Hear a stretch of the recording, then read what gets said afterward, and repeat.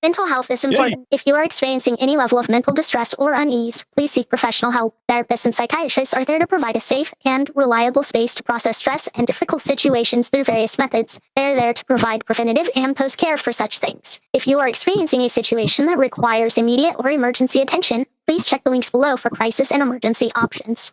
You can also find links below to charities that help children in need. Any help you can provide would be appreciated. Our social media, Ko-Fi, Throne, and Discord server are linked below as well. The Discord is a community gaming space with a completely optional section for dungeons and moogles.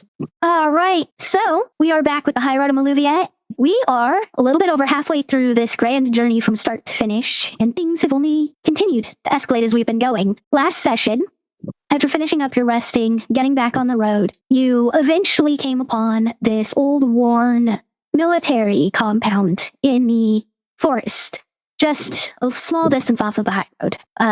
You began to check around it, you noticed a very fresh camp, and you ended up meeting a unit of Highroad mercenaries that had been exploring the basement of the main fortress at the time.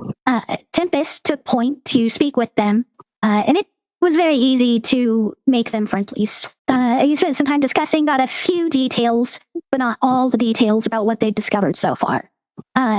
Ultimately, everyone decided to let Tempest lead, the Highroad mercenaries and the party as well, and Tempest decided to go check the tower up in the northeast, section C on the map. From a distance, you couldn't see it, but as you got closer, suddenly it was like a 20-story tower, and you couldn't really imagine why you hadn't seen it sooner. But as you entered the tower, that was when the magic itself became kind of apparent. There was something going on with this place, and that was skewing the perception of it. As the first floor was just littered with these identical bookcases all over, all completely filled with this identical book. Brown cover with no discernible markings on it. While kind of moving your way through, you went over to the west wall and found a large window, far larger than it should have been from what you saw on the outside, that it was upside down. Pius, you took a look outside and looked down, and instead of seeing the ground, you saw the sky down below. You all started to get the sense that things here were reversed, different, not completely understandable, and you found a staircase to go down, not up. On the second floor, I believe that was the floor with the desks, that were just scattered everywhere. Again, every desk was identical. All the papers on it were identical. Not just from desk to desk, but every sheet of paper was identical, down to damages that were on it, as well as, ink pots, quills. Taking a look over the papers, they were all blank, though. And you could see from distance to distance all the walls. And you ended up going over to the east side of the room this time. As you did so, once you got within about 15 feet of it, there was suddenly a window that you just hadn't seen before. Quite similar to the other one. You turned around and noticed that the staircase and the opening to it was now gone from this distance.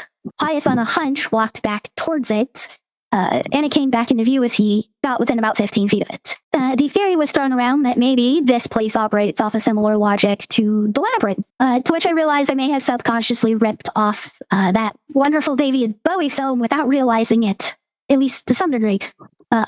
You then moved on to the next floor, where you found beds. I don't think you made it past the third floor. Let me double check and make sure I'm not getting this backwards. Where is it? Yeah. It was filled with identical beds with fine linens on them. You continued to kind of explore through when Tempest had an idea and reached into her snack bag to get jelly slathered toast. She put her hand out and just dropped it forcefully, and it went up instead of down. Realizing that you likely were on the ceiling and actually heading up the tower, not down it, as you had been going down these staircases. Geraldine proposed an idea about closing the eyes and basically not going anywhere. Do the exact opposite of what you would normally do to make progress. And after quite some time with your eyes closed, eventually you opened them again to discover that you were no longer in that room with all the beds. Instead, you were standing in what appeared to be a mage's study. The bed that you'd seen all the copies of was in the room, as well as the desk and the bookcases, as well as a list of other items, an armoire, a chair, rug, foot chest, all the kind of typical things you would see. You also found in a chair in the side of the room a skeleton, someone who had been sitting in the chair and simply decomposed over all this time since the place had been abandoned, still wearing his mage's robes, emblazoned with the symbol of the Hun Republic's military about 1,000 years ago during the war in which this compound was originally built and used for. Geraldine started to kind of look around without really moving away, as well as kind of plucked the skull from the... I skipped a step. Pius, you speak with dead prior to Geraldine grabbing the skull. And despite the questions asked, you didn't really get too much out of it. Potentially just, he's mad. Him having gone crazy in life had prevented him from being able to answer you reasonably now, or perhaps he was just far more complicated than being able to give a straight answer, such as when you had asked about his name, he told you that it was Oliver. But the way he said it was strange, as if he's had many names, and he thinks that's his name, more so than being certain about it.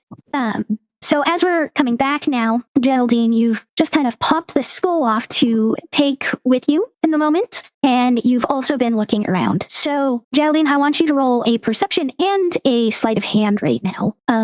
Everyone else, though, what are you doing in this room? The Kindhurst mercenaries are currently looking around the desk, the armoire, and kind of everything on the opposite side of the room from you. So this is my perception check, and give me a second. And this is my sleight of hand, if I wrote it correctly. Sorry. Wrath. Through all of this, Wrath has been more or less in a daze, but has been following along. So in this moment, you kind of snap out of this fog and process at least bullet points of what's been happening. The sleight of hand was the 22. So, yes. Pius, you were kind of looking straight at the skull, having just asked your question, so you're the only one that notices Geraldine kind of take the skull. He'll just stand there and watch silently. Okay. There's no windows in this room, are there? There are windows. There's one actually just a couple feet from where you all are with the corpse, the skeleton. Kind of snapping out of this haze that he's been in. He kind of rubs the bridge of his nose where the scales meet the eye. I need some air, and I'm going to try and open one of the windows and look out it. So as you go over whatever may have been there, whether it was a singular glass pane or an openable window, it's not there now. It is just an open hole. What do I see landscape-wise? So from this vantage point, you seem to be on the second floor of a circular building. You're looking out over looking toward the various fleshy trees and bushes that populate this area. You're on the west side, kind of looking out towards B&A, but you can't see any of that through the foliage. We're still not at the apex of this thing. I'll say as he just studies the scenery. And you look around. If you look up, you do notice that this does seem to be the top of this building. Only 2 floors tall. Okay.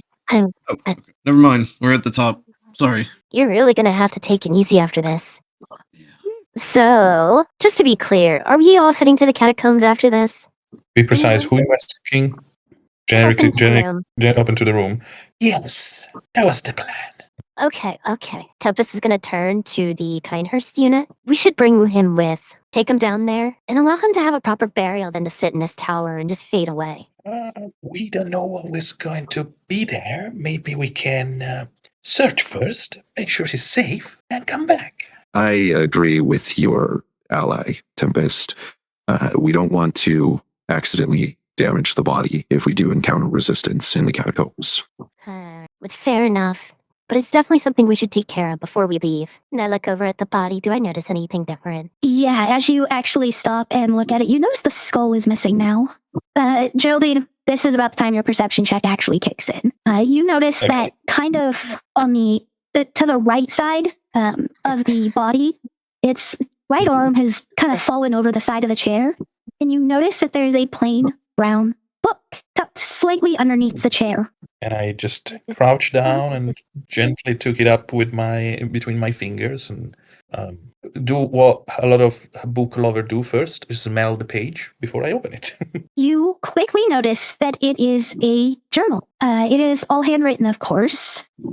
And flipping through it, yeah, it's pretty easy to quickly identify which parts are important and which parts aren't. Although I've just noticed that, wow, this, what I was going to send is way longer than what I can send in a single message on Discord. Oh boy.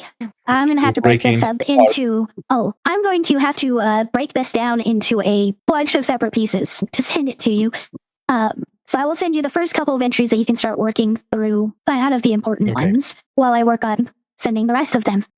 And Geraldine, with the book in her hand, she's going to just go through the pages and get lost in whatever this reveal. Jess, out of game, wouldn't it be easier if you could, like, email it? Potentially, but I'm pulling it off a singular note document right now that has other things for this area. Okay. I was just trying to make it easier on you. Opus is stuck on the fact that it's missing its head. She's like looking around confused right now. Very visibly confused. All of you can see the confusion as well as the reading of this book. Geraldine doesn't mention the head missing. She is walking away from the body and keep reading. Plus, the head is in my satchel right now, so it's a little bit difficult to see. I swear he had his skull on when we came in here. Hi, Crazy. I have a replacement skull. I can pull out the witch's head. I got the witch's head. You are not going to disrespect this at all. I tried. I mean, you're just so confused. I'm trying to help you be unconfused. Gosh. That's just going to make me angry. We gotta teach you about trading one emotion for another. Yes. Whatever. If no one else is noticing this, maybe I just missaw it. You mean like you're asking us if we saw the skull, or what happened to it? I mean, I'm not talking to anyone specific, but it is being said out loud. Right. Geraldine is keep reading, so she not ignoring you on purpose. She doesn't just get what you're doing. It's like I don't think I could even roll a high enough perception to see how sus you are. the thing is, well, it's like, insight would be about like, sus. Yeah, it's just she's just focused on reading, so it's like she's not like pay attention to anything else. So you probably can start to scream, and she's not even care because she's focused. Did anyone actually see Geraldine take the skull, or is it just Pius did? But that's it. Yeah, unless Pius say something, no one else know. And Pius could see that I was all like, "What the fuck." Pius is still looking at Geraldine, and then she hears something in her mind. She don't, because I'm immune to messages in my mind. Oh yeah, that's right. Damn. Which way were the catacombs again? That way. She just points it. They were beneath the garden, is where you guys found out they were. Remind me, why were we met them? We met your Pinehurst friends? Yeah. No, we met them in the keep. Oh. Yep, you met them in the keep. Remind me one more time, why are we heading to the catacombs? What's in there? Essentially, it should be where the source of all of this, the source of all this craziness should be. Okay. Come on. That's all if we're all wrapped up here, let's get back outside. Kind of give a few minutes for our heads to chill after this tower. Yeah, no, I agree. I'm ready to get out of this tower. I'd like to test something. And Wrath climbs onto the windowsill and kind of looks down. How far down is the ground? From the window, it'd be about like 16-ish feet. You're gonna jump out the window? Yeah, I don't want to play the head games of this tower. I'll catch y'all down there, and he just I have a falls. rope. Leaps. I Then follow through. tie it up. But Calm, who's on my shoulder beneath my robes at the moment, is going to cast Featherfall, just so make sure I don't take any damage from the fall. All right. And Tempest, you're just jumping out after. You've got those lovely wings to keep you from taking damage. Yep, I jump out, looking up at the sky, hands up around my head like I'm lounging and just flapping down there. All right. Twilight, Pius, Geraldine. Geraldine is so entranced with the book that she will pretty much, with the corner of her eye, follow someone. It's like, like a toddler following the mom. She is just reading. I already have some things to share with the team when we are going out of this. All right, Twilight, are you going out the window, going down the stairs? Are you going to stay in here and keep looking around? Since no one's really kind of noticing her, and she just noticed that Tempest is totally went out the window. I kind of want to just pull out the witch's head and think, yeah, maybe.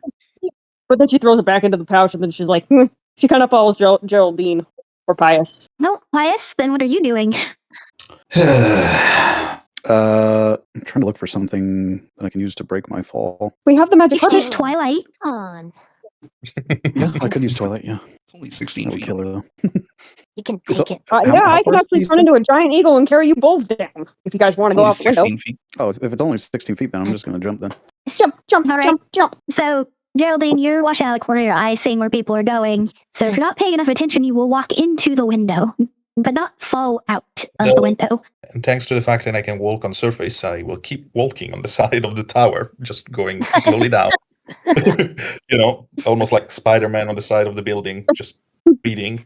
And when I finally get down and close the journal and smile happily while looking around to my teammate. So, Wow. Twilight, Imagine having built-in spider walking. She's gonna take the cloak.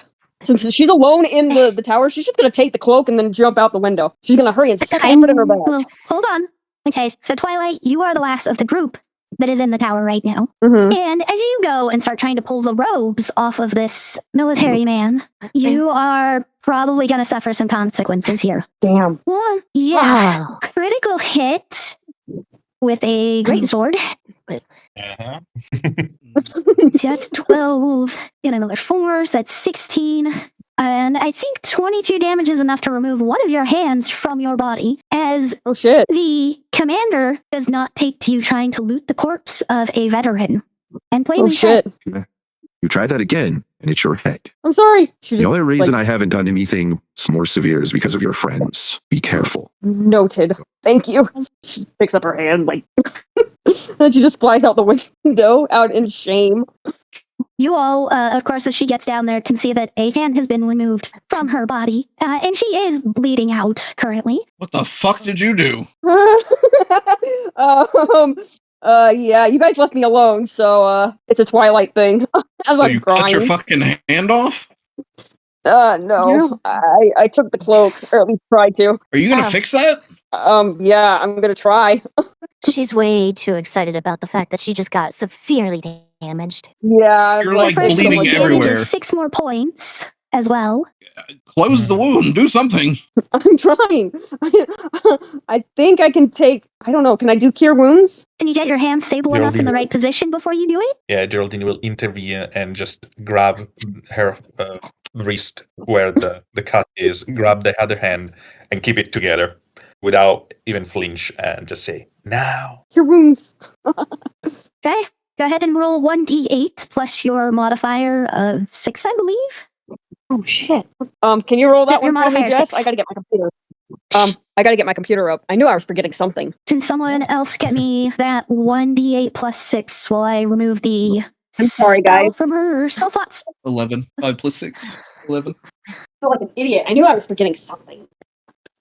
Her hand is reattached now, and there is a gnarly looking scar right around where it was severed. Look, now you have a story to tell. Yes. And it's not a very pretty one. Every good scar doesn't have a nice story behind it. Anyway, guys, I have a few things to share, if you don't mind listening. And Right. she will, Good. gesture them to get closer, and I started to show them some of the pages of this journal, and where the deterioration of this person's mind is getting exponentially more clear. And Geraldine has some ideas and something that she will start to share with them. First of all, I had this for quite some times now. I figured that the torment fragment do not create madness. They exploit stress and purpose. They, let's say the exposure in time is not the main variable. Stress, intent, emotional load, those are. So, soldiers, leaders, they break faster than civilians. Champions mutate. Anyone follow so far? Yeah, I'm with So- you. But Yeah. we've seen this turn something harmless into something not. How does your theory account for that? Yes, the thing is, about that. Transformation is often reversion, not corruption. Think about the monster inside is revealed, not created. Fragments strip away social, magical, and psychological disguise, and force what is inside you towards your true form. Pius, recalling specifically that harmless little fox, it was, when it first got hit by the torment fragment, scared, wanting to be protected. And as it got worse, and you all began attacking it, it seemed to become bloodthirsty, prepared to defend itself and attack you, as it transformed into something that could do so. Speaking about the wizard in question, he didn't lose himself because, like, lust for power. He lost itself because he lived too many lies for too long. He tried to disguise reality and partial his identity in search of truth, covering with more lies on every step. And when his brain stopped tracking which one was real, the torment fragment destabilized the narrative. And it became these things that carry secrets and perform twisted imaginary things like the tower. It try to contain the crystal. It can be contained only for a short, for an amount of time. It's still slowly corrupting the holder. It cannot be neutralized. It's only delayed or redirected. Rat's attention is focused to like the northwest section of this, of like our map here. The problem is, and she quote a specific line, its ability to incite madness will surely win this war. Yeah, that's the most dangerous moment. It's not a breakdown, it's a self-justification. Because madness is gradual, subtle. They make unrefined decision feel logical, necessary, until there is no after that. So, those are part of my conclusions. Do you guys have anything to say? Oh, because there is a little bit more. And I don't know if you want to hear it. So we know how the torment fragment works. So it would just be the opposite of what you read to actually justify how a hope fragment works. Technically speaking, like two faces of the same coin. Yes. So it would be like the hope fragment would actually indicate acute stress rather than like a fight or flight mode type thing. He likes to grab on things that are already failing. Yes. So I'm kind of on the right point here. Okay. Yeah. There is another things that maybe help along the way. Memory anchors, things that, they are grounding you, fail last. But when they do, everything follow. Your body, your will. And as explained, the silent monster, the empty champions, the mutation with no rage or purpose. There is the last point of it, and I was fearing it for quite some times, but now this journal confirms it. What does it say? The same research path used to counter torment is also the path to weaponizing it. What does that mean? Anyone to try to understand the torment fragment enough to stop it is walking the same road of those that's trying to use it. Because your intent doesn't protect you. Structure doesn't protect you. Only shared accountability and emotional grounding should slow the process. You said earlier that torment, that these fragments are the inevitable victor. I can't get behind that. We've seen and we've fought this torment with hope. I see it a different way. I see this torment as all-consuming. It eats away at a person until they're mad, whereas hope is all creation. I don't think they're two sides of the same coin. I think they mirror each other in certain aspects, but I think each is its own individual thing. Thing is, I understand your reasoning, Wrath, but wonder you cannot have a creation without distraction, and vice versa. I never said there wasn't a balance to it all. No. That's why I say they are the two faces of the same coin. They come from the same, I would say, area of interference. Made from the same cloth. I understand. Either way, all this talk has just made me even more worried. I'd really like to visit that temple. He's pointing to the northwest. There is one thing about the hope fragment that seems to work in a less powerful way than the torment one. Because it seems to stabilize someone's identity long enough to choose what to do. And at that point, if you make the right choice, you will prevail. But it doesn't give you immediately the power to defeat it. You mean the hope fragment? Are we talking about the hope fragment? Why would you want to defeat the hope fragment? We're not talking about defeating the hope fragment. We're talking about using the hope fragment to defeat something. Oh, okay. Hope fragment, they don't cancel the torment one. immediately. Right. You know, you need to be the vessel in order to do so, while the torment destroy no matter what. So in terms of power, Hope Fragment, they are not less powerful. They are, I would say, they need a step, an extra step. You need to be strong enough to choose. Wrath, that What makes- remind you of when you went to put a torment fragment and chunk together. How ultimately they weren't the factors that made anything happen, but it was your own will, your own mind and thoughts that allowed the hope to prevail over the torment. Anything, I think that makes the hope fragment stronger. It gives you more drive, more reason. If you're ready to do whatever it is you're trying to do with it, you're going to put more into that than anything the torment fragment pumps out. I understand. The only thing is, Wrath, that not everyone is you. And I say Sure. it with the utmost respect. I didn't want to frighten everyone with those conclusions. Those are just personal opinion, of course. If everyone else wants to read the journal, please. And I hold it for everyone to take. Wrath doesn't take it. I'll take it. I'm going to go So, check out that temple. I'm sorry. I know we have a lot to discuss, but something's made me nervous about this. let's make it clear. Let's go to the temple and the catacomb immediately after that. Sure. So, peace of mind. I appreciate that. Has the unit caught up with us yet outside? No, they have not. They don't seem to be following, because they should have made it down by now, but they haven't. I'm gonna fly back up to the opening. You while they're see talking. you see them still kind of sorting through everything, looking through the papers on the desks, checking the books. They seem to be trying to thoroughly check this room. I'll let them I have, finish if they're still discussing stuff. I have a question. What was that? I have- Yes, sir. So, do you think that the torment fragments can actually? This journal is kind of indicating what kind of steps we take, such as like with the skeleton and stuff. I mean, Like, the musician doesn't. does that make sense? Am I like he's under so much stress and agony? Yes. Okay. Let's put it like that. Okay. The mutation is not always the same because what is inside you is not the same as what is inside me. So the same fragment will give us different mutation and reaction. Is that clear? Yes. And sometimes expose suppressed lineage, instinct, or nature that you keep holding inside you.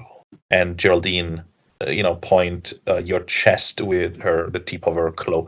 What is deep in there? What makes you you? And the torment fragment exploit it. In the meantime, we are walking, I presume. Tempest, let's go back to you. When you fly back up and you look through the window, the unit are all thoroughly searching through the room. You have a couple of them kind of looking through the papers, trying to read all of them that are on the desk. You've got one opening up the foot chest at the end of the bed, sorting through it. A couple of them are looking through all the books on the bookcase, trying to make sure if there's any type of important information.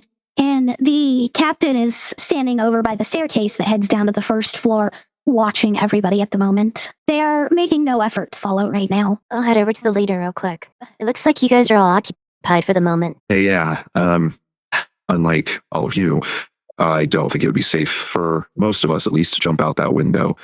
I feel like we should explore this room before we potentially deal with the effects of the magic on this tower trying to leave. Sorry, I didn't say anything you're before completely you right. left. That's fine. We tend to get a bit of a move on in various situations. But since you guys are occupied right now going through all this stuff, my group has a strong urge to go over to the temple for the moment. After we kind of browse through that, we'll probably end up heading towards the catacombs immediately after.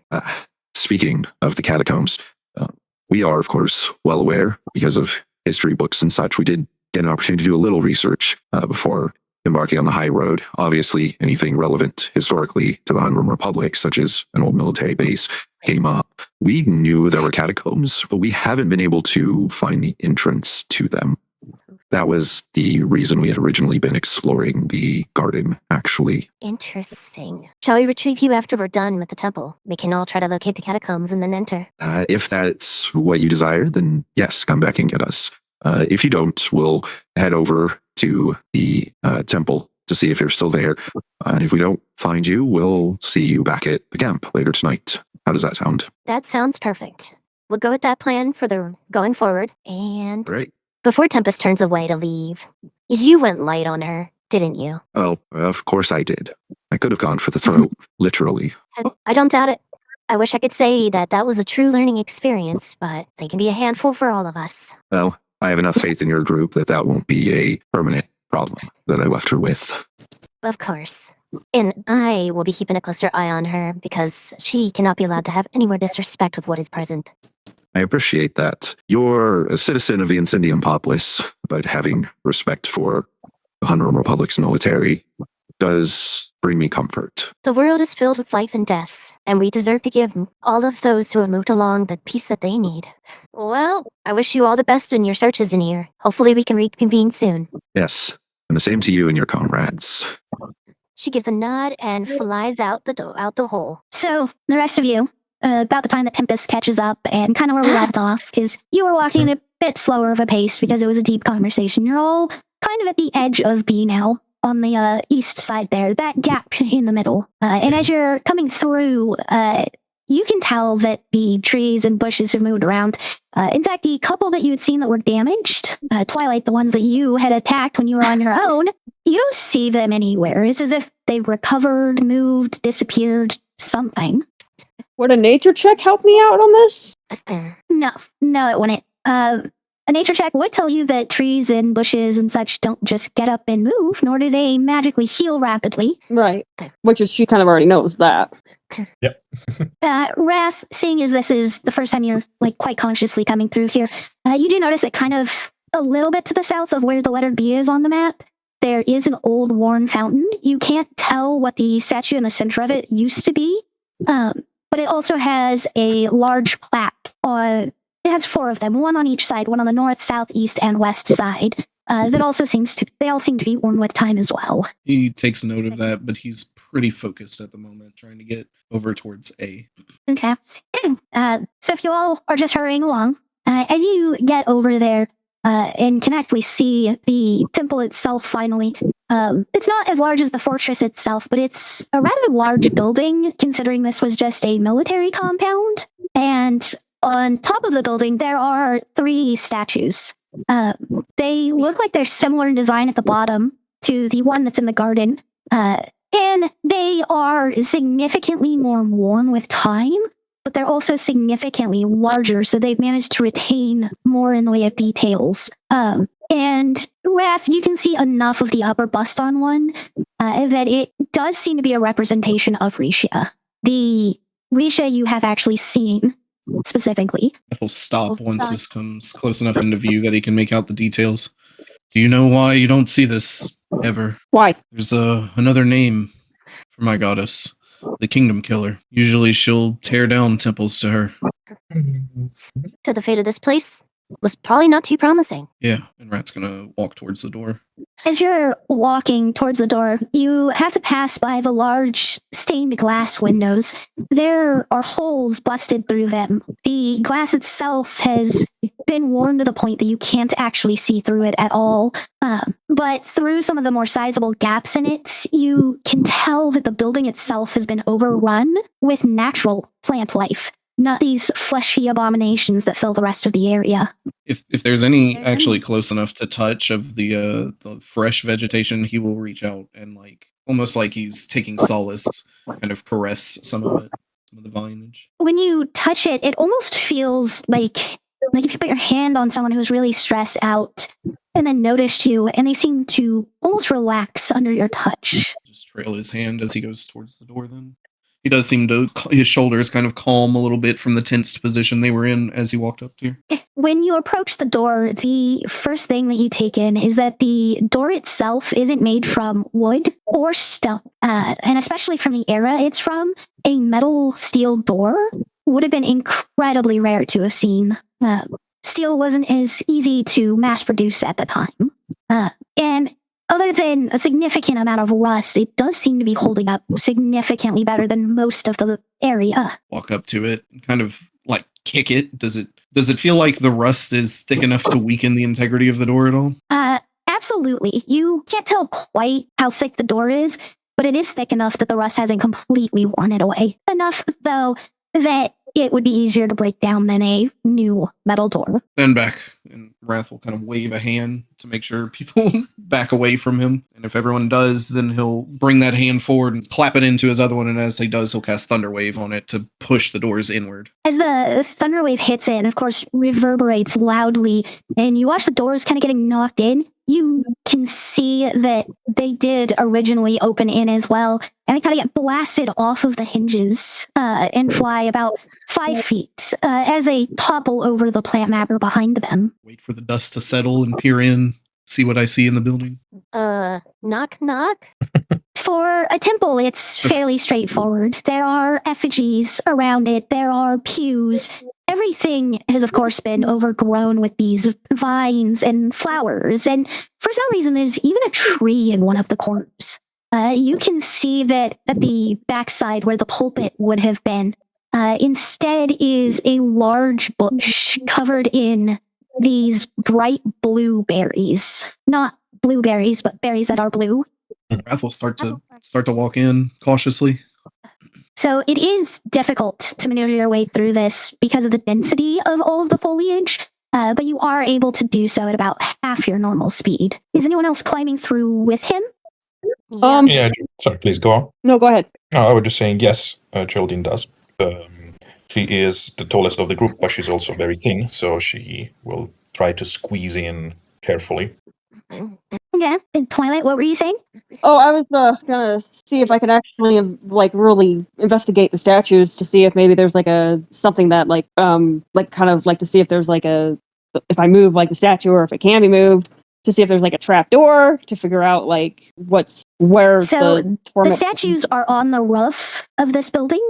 And as far as you know, the torment fragment is in the catacombs, not the church, which is where you're at. Mhm. But when you fly up there, it's possible that if they are actually secured to the roof, you might be able to use levitate to lift them up. Yeah.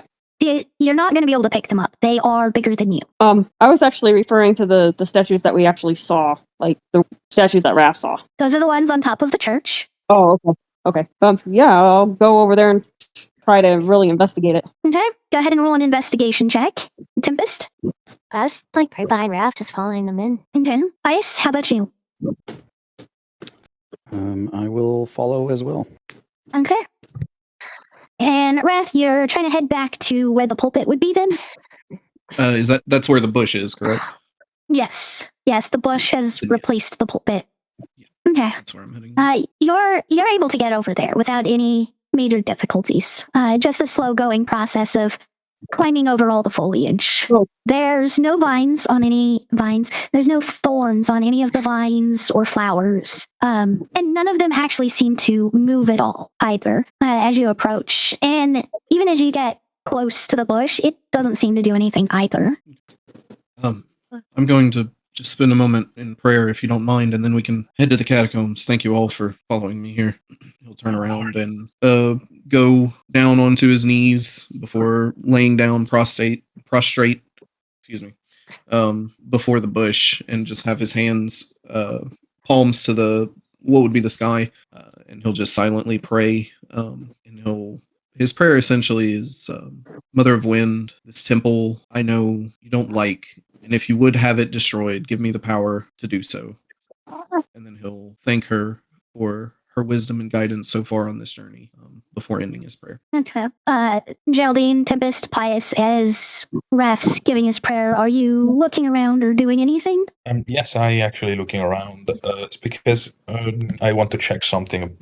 We have some idea about where this fragment is possibly be, but we don't have confirmation. So I'm looking for residual resonances or, places that things kind of forgotten and buried.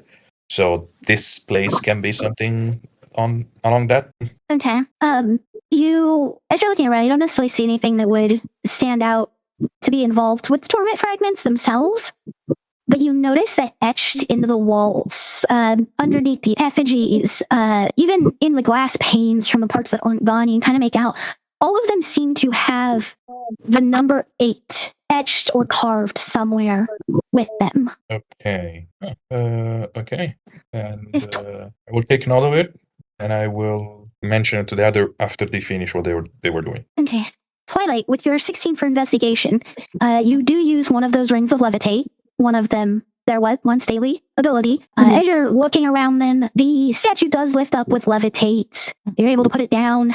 But the only thing really of note about these statues is that underneath them, like underneath the base, you only notice this because you lifted them up, as well as etched into the base where you could read it if you're up on the roof with them, is the number 8 carved into them. Both statues? If you want to use 3 of the rings of levitate to do this, yes, they all do.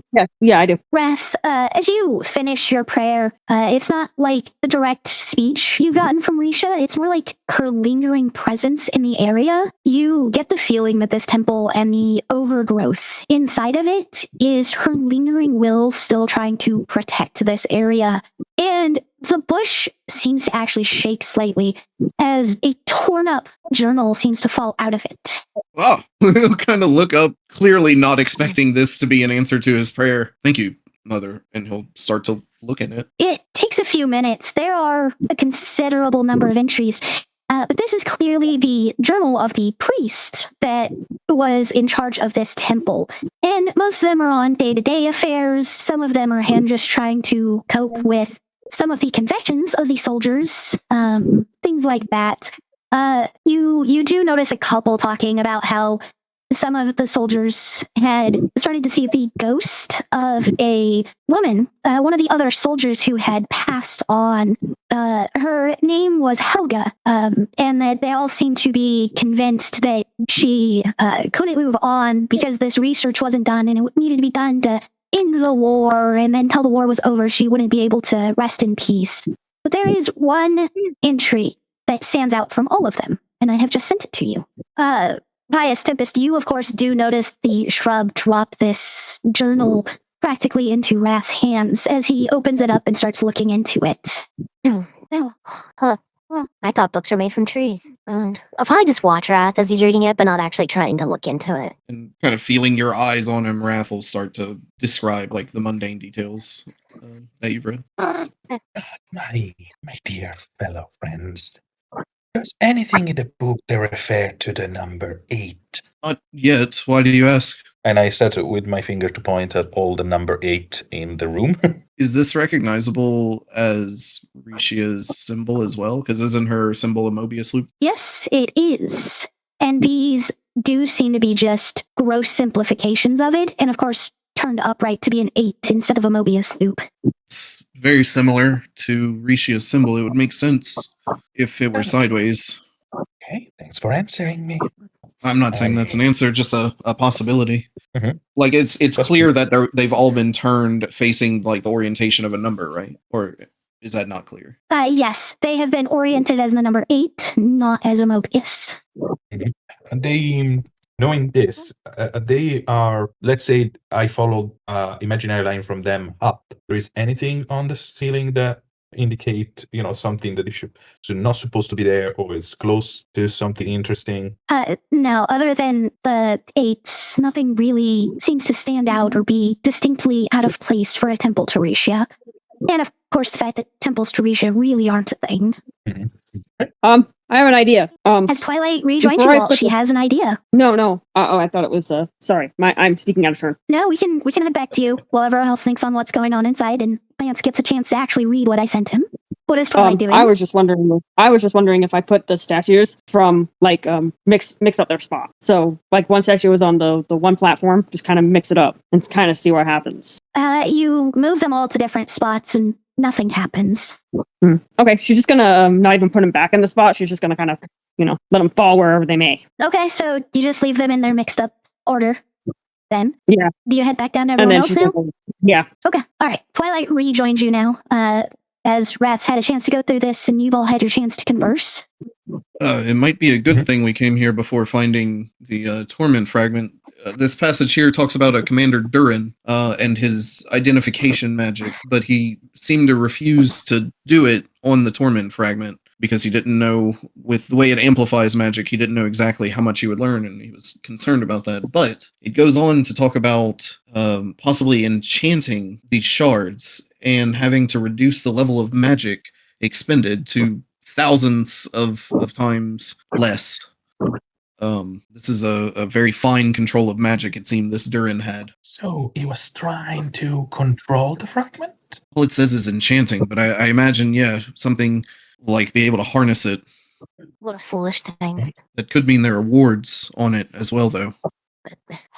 Anything else about fragment, where it's being positioned or where it's being kept? No, it doesn't get any specific about locations or really about anything except how much manipulation and control this Durin had to have. He must have been a pretty powerful wizard at the time.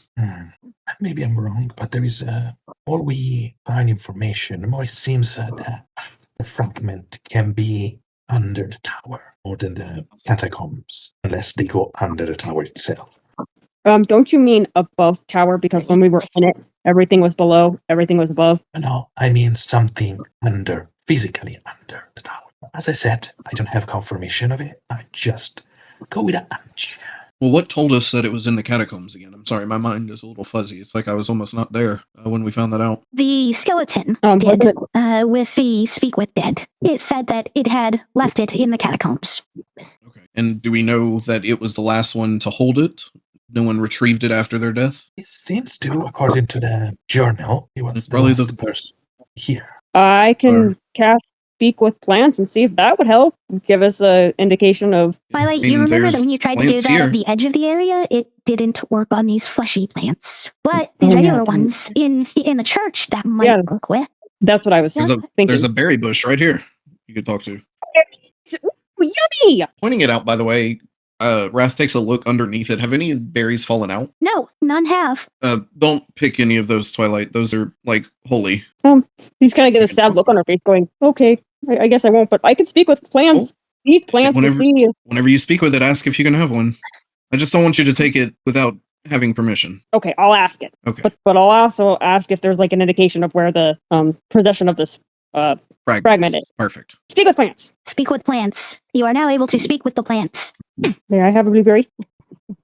The bush responds not so much with a direct answer, but instead by saying, "These berries are for the champions who would save this space from the madness that has taken it." We're here to help. We can do it. That's an angry bush. That's an The angry bush meows at you.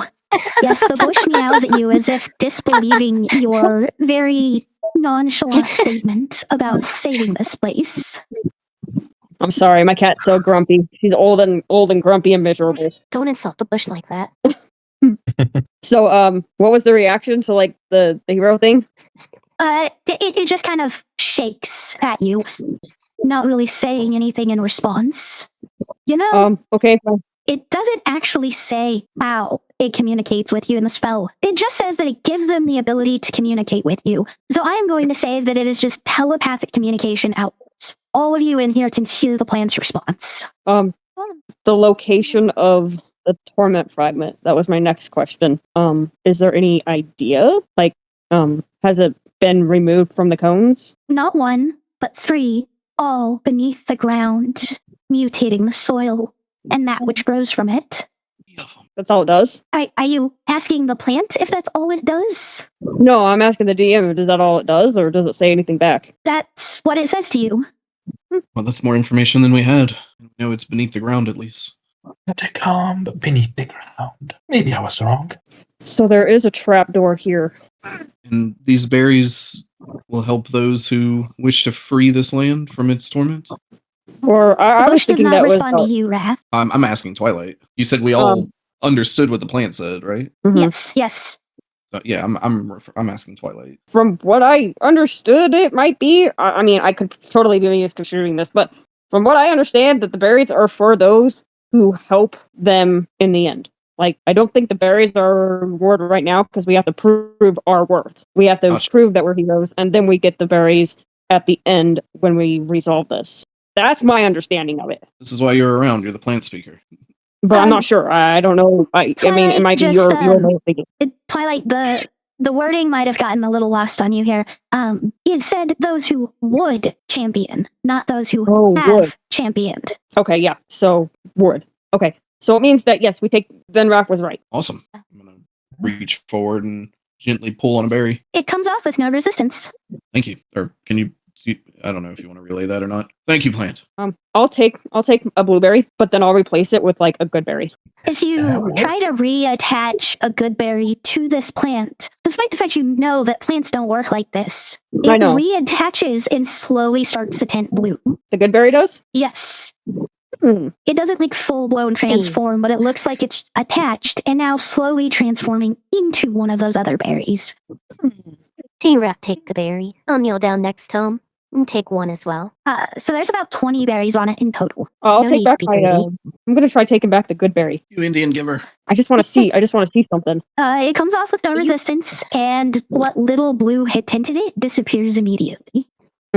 Okay, then yeah, I'll just put the good berry back then. Okay, so Raph, Tempest, Twilight, you've each taken one berry. Geraldine, Pius, are you going to take any berries? No, especially because I don't eat. So Neither do I. But no, I'm not going to take one. I eat it. You recover 10 hit points. Woo! Oh, that felt good, guys. Oh, I'm pocketing mine. Holy shit. I really could have used that. Yep, so each of these berries, when eaten, it recovers 10 hit points. And now that one's been eaten, there's 19 berries, most of which are still in the bush, for 190 healing that's just kind of sitting here in this room. What did you say? 100 and what? 190. There are 19 berries, 10 HP apiece. Tempest has one, Twilight has one, and there are 17 on the bush.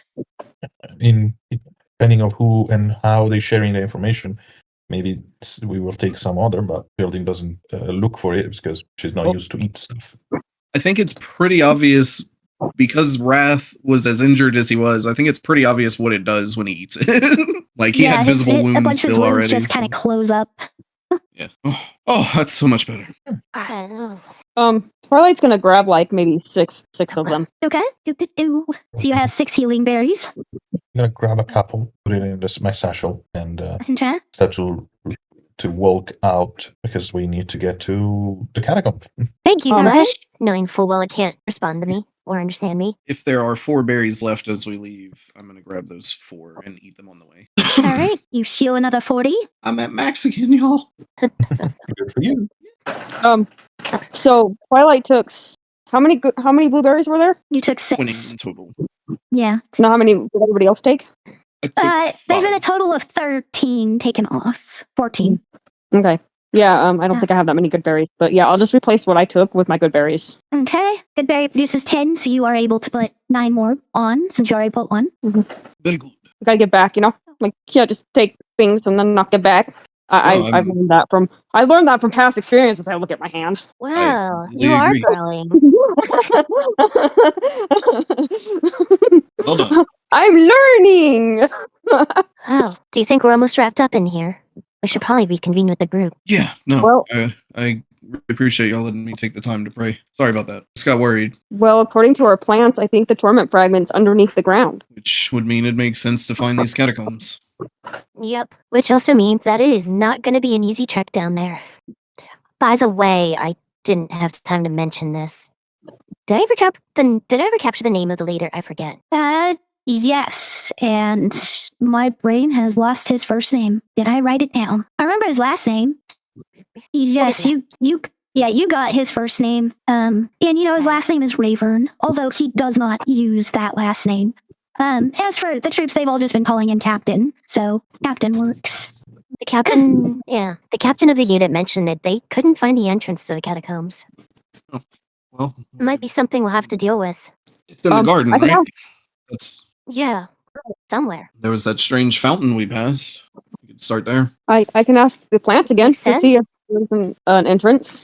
Is your spell still going? I don't know. It lasts Might for be. 10 minutes. It lasts for 10 minutes. You Yeah, do have so some long. time left on it. You can ask. Yeah, I'll ask the plant. Is there an entrance to the cones, or how do we get there? Other coordinates. That would be the most pinpoint. Coordinates. Yes. Longitude, latitude, North, east, west. Yeah. North, center, beneath the shuffling flesh. North, center, beneath the shuffling The flesh. shuffling flesh. Well, that speaks for itself. Does that help any of you guys out? I think we may have already known that. But if we see anything shuffling more than the rest, we'll know, I guess. It says beneath. Right. We are what's beneath. Okay. Good try, though. Let's go take a look. Yep.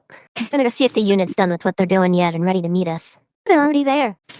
So as you're heading back over and you enter the gardens area, the area B again, you notice that the trees and bushes have all moved again. The table that can be also the reason why it's difficult to find this entrance. As things keep moving around, hiding it. Well, we know, I think. Does the statue move? No, the fountain in the center does not move. It's our starting point, maybe. Maybe it's in the water? I'm gonna go take a look at the fountain. Tempest, are you continuing back towards the tower? Yeah. Once I break from the group, I'm gonna kick up speed so I can get over quickly. Okay. am Pius, how about going- you? What are you doing as Wrath goes towards the fountain? Pius is going to keep an eye out of the surroundings. Maybe inspect the area a little bit. Just kind of get a vibe check. Okay. Go ahead and roll a perception. Twilight, what are you doing? I'm gonna follow Raph over to the fountain and because it's is it water or ice? It's empty. It's empty. Yes. Okay, I'm definitely going to investigate this then. Okay. Then we will come back to that. How about Geraldine? Geraldine is thinking about the ward catacomb. Catacomb are a place where people go and lay their dead. So there is need to be an entrance. An entrance that is probably not inside a fountain. But the fountain can be the starting point to start to investigate the area, and no matter what is moving, the fountain will always be the same fulcrum. So she's pinpoint that location as a center, and she starts to investigate around for possible, I don't want to say doors, but, possible kind of entrances that will allow people to go down. Okay. Are you doing Nice roll, more by the so way, just Tyler. based on looking, or kind of shuffling and maybe pushing bushes and stuff around to look? The second part, if they are not made of meat.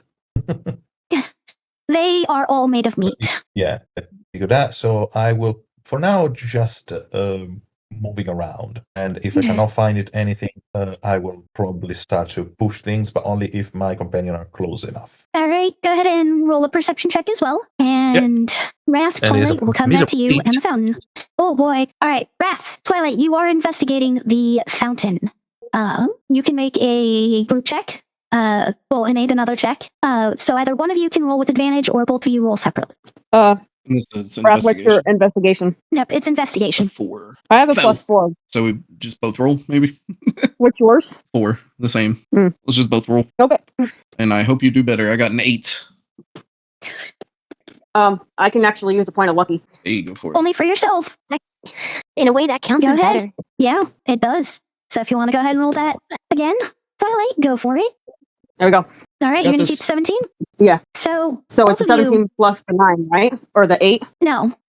It's Oh, okay. just the 17 because you re-roll it and separate.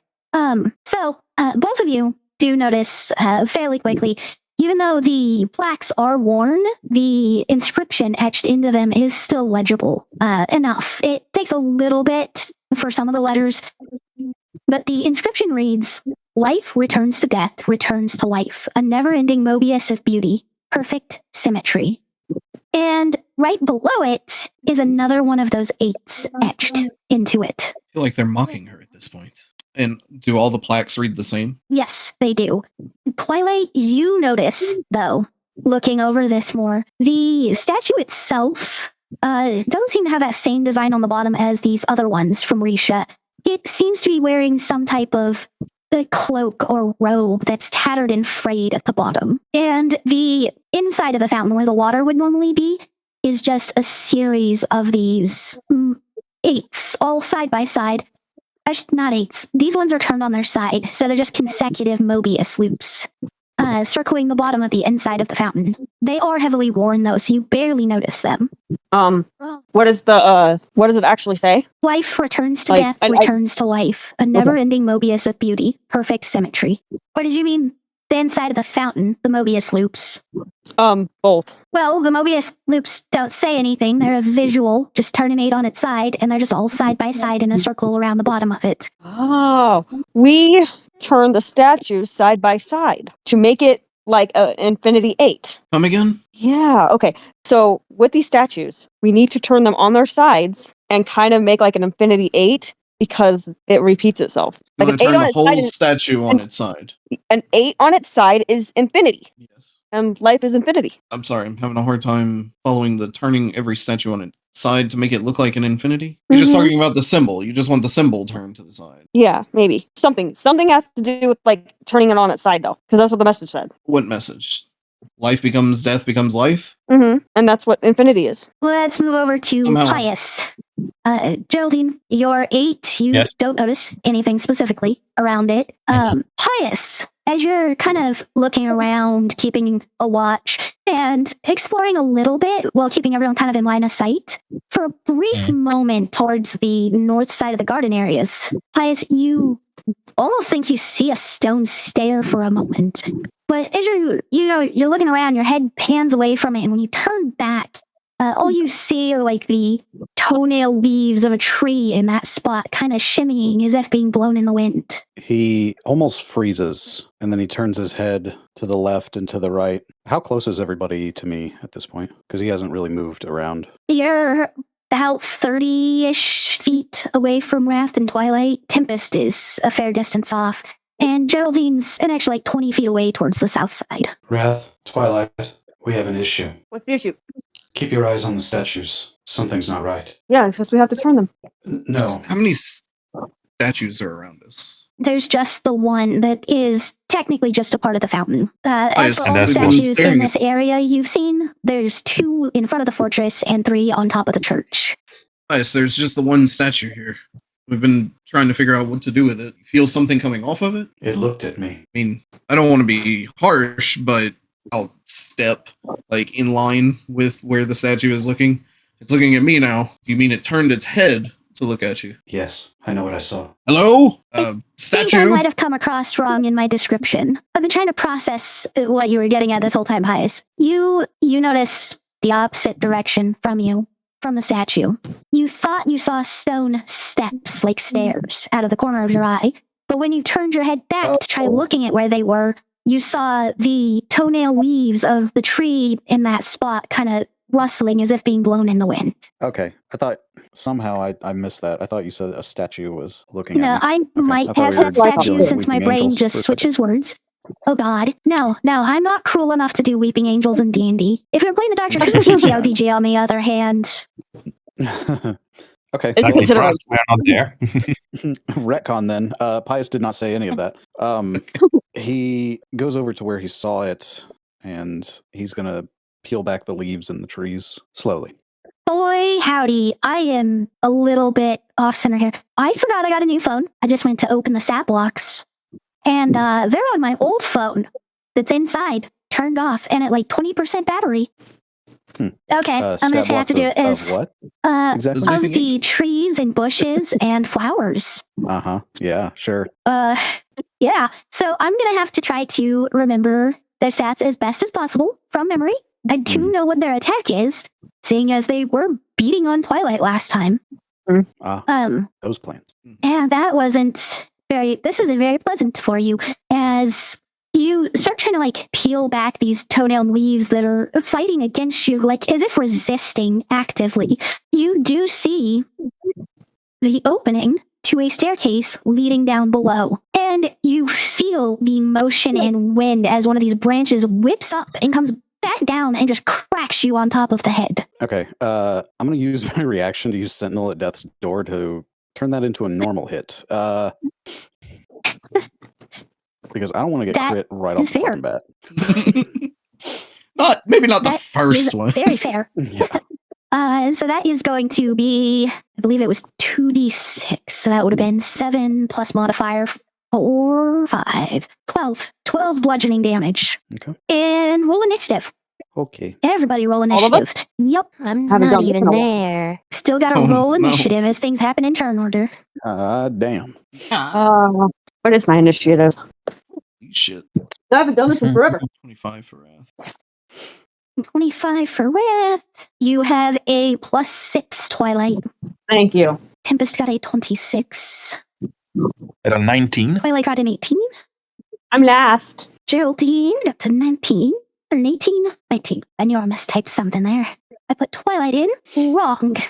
And these things don't have a crazy good initiative, so yep, they get to go last. Well, not last. Yay! Alrighty, at this moment, Tempest, this is when you're getting over to the tower itself. You are at the top of the turn order, and you have just gotten to the window and look in and see the captain and everyone is still there investigating. We're in the garden now. We found what we needed to find over at the temple, and we're trying to find the entrance. Hopefully, when I get back, they'll have some success in that. Any of you? Alright, that's Tempest's turn. Wrath, you're up next. I just see the one right next to Pius attacking him, right? Yep, Oh, how far away is that?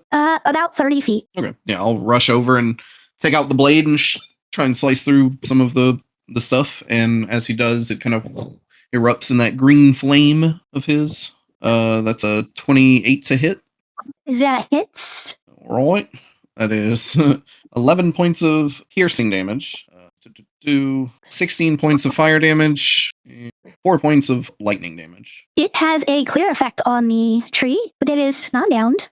How much of the forest looks alive and aggressive around me? Well, you notice that the next nearest tree seems to begin moving, and the bush that is brushing up against your ankle has begun to move as well. Not good. I'll go ahead and, as a bonus action, activate my blade song in my turn. All right, next up is Geraldine. Okay, which one is the most close to me? The bush would be the Do I have an closest, and you are about 50 feet away from it. 50 feet. Okay, so what I will do is to get close enough, a little bit closer, and use my Eldritch Blast on it. All three of them. One on each? One of each. Yes, I will roll all of them, and I just need to double check something. Do you mind checking my bonus on the? Is a plus 11 or 12, but I need to double check. I would have to go back into the chat we had and find the character sheet you sent me to download again. Okay, sorry. If you need to do that, don't worry, I will do it. But for now, I will take a plus 11, and if I'm wrong, I will fix it next round. So, why is not rolling? Okay, so a 2 and a 4 and a 15. I think the 15 is definitely a hit. Maybe, so I have a 26 as the highest, and after that is a 15. I don't know if that is also a hit. And after that is a 13. The 26 hits. The other two do not. Okay. So I'm going to roll damage for only one. Your Eldritch Blast is a plus 11. Thank you. I was remembering quite correctly. It's 1d10 plus my charisma modifier. So it's a 12 damage. 12 damage. All right, so you hit the other tree that's animated, but not the one that's already been hit. Okay, good to know.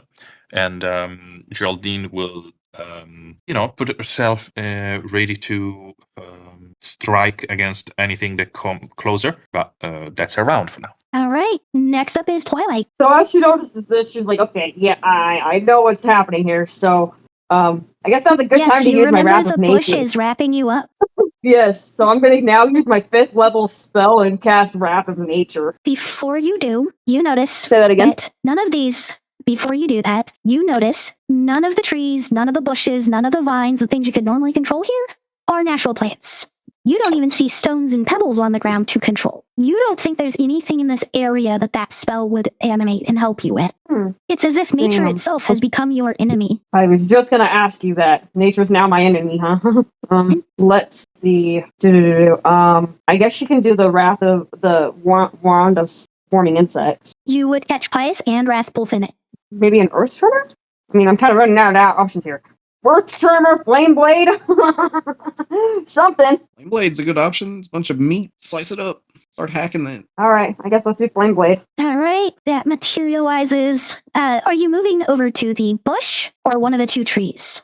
Pious is next to one tree, and Wrath is next to a tree and a bush. I guess the one that's by the tree, I guess. Okay, you have enough movement that you can Can I Do what? actually change this up and do infestation instead? Infestation? Yep, that's a ranged Yeah. spell that you can use. That way it doesn't. I knew I could do something else. Yeah, let's do infestation. Okay. Infestation is a constitution save that they need to roll, so I will roll their con save. They fail the save. Roll your 1d6 poison. Isn't it a 3D? Alright, yeah, my bad. It's 3d6. Cantrip.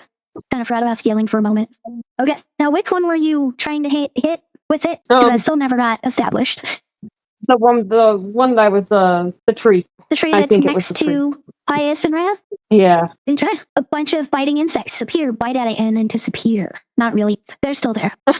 Do. I mean, this is all If it can me. move, It's gonna be my. and its speed. Oh, let's see. Random direction if it can move, and its speed is at least 5 feet. Roll a d4, Twilight. 2. It moves to the south. As it can't go directly south, because that is where Wrath is, it tries to move to your side, Wrath, and then past you. Bias, Wrath, you both get opportunity attacks on it. Or no. Hey. Oh, movement doesn't provoke opportunity attacks. It specifies that in the spell. My bad. I misread that. As it does move, though, past you, Wrath, Ice and you can both see, unobstructed, the staircase heading down, made of worn but originally well-cut stone. Like it uncovers that as it moves. Yes, once it moves, it is no longer covering it. There! Hey, I did good! Yay! Very good. Pius, that makes it your turn. Fantastic. Whose turn? Yours, Pius. Yay! How many plants are there? There are 2 trees and a bush that seem to be animated to fight. Okay, which enemy has not been hit yet? That is going to be the second tree about 10 feet to your side. Perfect. I cast Disintegrate. My bad, that one's been hit. Oh, Jesus. That's I fine. screwed that up.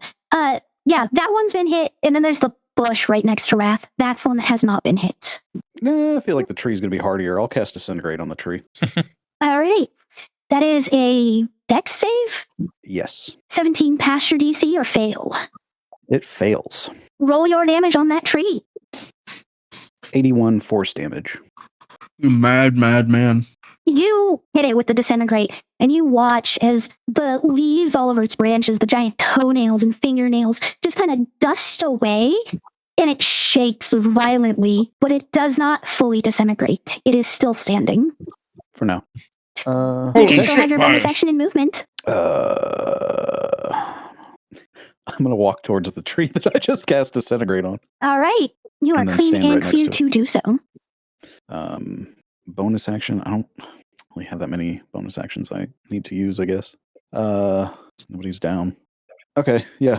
That's all I'm going to do. All right. That takes it to the torment plants. The tree that was forced to run away from all the biting insects turns around and comes back, Wrath, catching you and flanking with that bush. Come at me. The tree gets a 25 with its first attack Oh, and a 29 with the second. still no. Yeah, they got a crit. And then the bush is going to attempt to get you with its vines, to which it does get a crit. Nice. Well done, Bush. Well done, bush. Good job, Bush. All right. If you're not silvery barbs on it, then it will deal Oh. a whopping, what is that? 9 damage. Ah, Uh, blessed Bush. but in addition to that, its vines wrap around you, restraining you. Oh, shit. No. Don't worry, Raph. Damage Just hold applied. still. If I can recharge my ability, I'll fire again. And then Bias, the tree next to you, is going to attack you. And it gets a crit. Fucking hell, dude. Nice. Man, these trees really hate you, Pius. Good. Good. Give me a reason to fucking burn them. Oh my goodness, a 7 plus 5 is 12. Plus an additional 12, that is 24 bludgeoning damage you take. And then it gets its second attack for a 27. Does that hit Jesus. as well? Yeah. All right. Then that is another 12 Barely. bludgeoning damage. All right, back to the top of the turn order. Tempest, you do hear sounds coming from the garden. You are a couple hundred feet away, so you're not too far away to hear the sounds of combat suddenly ensue. In particular, Pius is shouting over to Wrath, "Just hold still if it recharges." So I'm gonna assume they might have found the entrance, but it does sound like things are happening over there. If you want to tag along so we can get in the fight, to the garden. All right, you gonna use one of your 2 key points to double dash? Yeah, I didn't wait for any confirmation, but I just hope they decide to join. All right, let's see. Do. Yeah, you just about get all the way back over there, bolting at full speed. You can save a way out and you can take in where everybody is. Nice. My intention is to go for the closest one as soon as I enter. All right, you did have to use your entire action economy just getting over there, but next turn you will be poised and ready to strike at one. Yay. So, Raph, you're up again. You are currently restrained and entangled in this bush's vines. Can I turn to my assailant bush, and is there one of the trees or anything behind him I can get in kind of a line with him? There are trees not involved in the combat. You're not sure if they're actually living creatures or not yet, though. Yeah, this is unfortunate. I'm going to turn to hit as little tree that is not involved in combat as possible, and I'm going to unleash my lightning breath. I need to double check restrained because I use it so rarely. Because you're not just grappled, you are restrained. Attack rolls against you have advantage, your attack rolls have disadvantage, you have disadvantage on dex saves. Okay, nothing prevents you from doing things. That's all I needed to know. And nothing hurts this because you're making them roll the dex save. Yep. They got a 23. It saves. It still takes half of 22, so 11 points of lightning damage. Okay, 11 I'm going to go ahead and points. roll my d6. Well, no, I roll my d6 recharge on the next turn, right? Yeah. Sorry. Flipped. Forgot how things worked. I just said correct on the recharge. Okay. You and then do end up hitting another bush and tree that start to rustle as if they are animating to join the combat, though. Shit. That's my turn. Okay. All right, that makes it Geraldine's turn again. Yeah. Okay. The one then the bush that I eat in the round before. It gets another set of Eldritch Blast, 3 beams of it, and All right. I just like in previous occasion, use the bones that grow out of my body to land, throw it against it in a force blast, and let's see how it goes. At the moment, I just keep them as away from me as possible. Yeah. All 3 of those are going to hit this time. The lowest roll is a 24. You got it. Roll the damage. Okay, so I'm going to roll just the whole damage of all of them, 3d10, because they are all on the same target. Plus 15. That is the complete the bonus, the complete bonus of the modifier. So 31 damage. It's the 3 are a little bit bad, but Yeah, so you lay into the same tree that you'd hit last time, which is also the one that took a disintegrate spell. As chunks of it start being kind of blasted off of it, no blood seems to come from this tree creature, though. It's as if it has no circulatory system. okay, it's kind of the flesh and etc. It's not real. It's more like what it looks like, what it's made of. Yeah. You're not completely sure if it's just a strange meat that somehow exists without blood, or if it legitimately just is appearance only. Because it very much does look like scattering muscle tissue that you blasted off. Good to know. And there is anything that is getting closer to me? No, nothing seems to be coming towards you. So I'm just happily waiting there, making sure that nothing gets closer enough, and eventually getting ready to cast another spell if it's necessary. Next, I'm happy with my turn. All right, that means it rolls on to Twilight. I'm gonna cast Levitate. On which one? The one that has Wrath. Or Pious. The bush has Wrath. Wrath is the one that is entangled. Okay, sorry. I get you two confused. Yeah, Wrath. I'm gonna cast Levitate on it. Okay, you cast Levitate on it, and it begins to float up into the air. And Wrath, you are entangled to the point that you kind of get lifted off the ground with it. Let go! Are you gonna move it all, Twilight? Yeah, I'm gonna fly up, like, kind of, as it's levitating, I'm kind of, not in its reach. Yeah, I'm gonna be kind of, like, in its reach. So as it's kind of floating up, I'm kind of going, to it. All right, Pius, you're up. Roll that d6, let's see if you recharge. Damn. Nope, no recharge for disintegrate. Okay, well,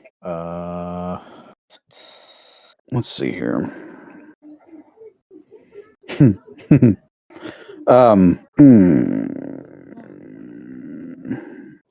I'm just gonna swing on it. The tree next to me. All right. That 22. hits. Okay. So that would be 10 damage, and since I'm would hitting it with a weapon count as touching it? For most abilities in D&D, it does. What feature specifically? The what's it called? With Shadow Eater. If I touch the a plant matter it takes dying. 2. Yeah. That has no effect on this. Ah. Okay. This is not a plant. You have gotten absolute proof that this is not a plant anymore. Okay, that's fair. Yeah, it takes 10 damage then, and it's marked. Haha. And you switched out your packed weapon. Is this your packed weapon that you attacked with? Yes. Cool. That means you get a second attack, don't you? Oh yeah, you're right. Completely forgot about that. Nat 20. Okay. Oh, badass. Oh, Got D8 plus 18 Nice now. roll. Or plus 18. 23. So, let me remath that in my head. You had a plus 8 and another plus 8. Okay, that would have been a plus 16. So 21 damage is still hella good, though. And then since it's marked, it takes another 1d6. All right, so that's 1d6 plus another 6. So that's 7 more damage. Because crits double all the dice for the damage. Yeah, you're right. Hell yeah. All right, this thing is looking really, really rough. It is starting to have problems keeping muscle tension to keep itself upright. Wait, no, I'm sorry. It's not a 1d6. I read that wrong. It is 2d8 for that extra damage. Oh, So that okay, extra 7. 2d8 plus 16 then. Yeah, my bad. So disregard that 1d6. Oh, good.